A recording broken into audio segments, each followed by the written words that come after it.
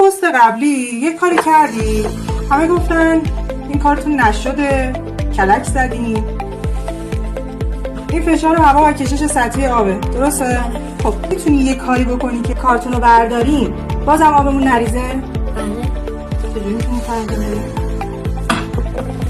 این جورابه زمینه رو خیلی نازکه خب میکنی اینجا قشنگ بازش رو میکنی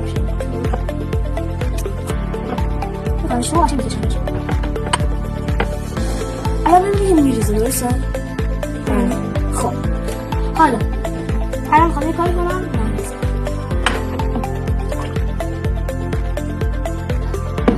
میبینی؟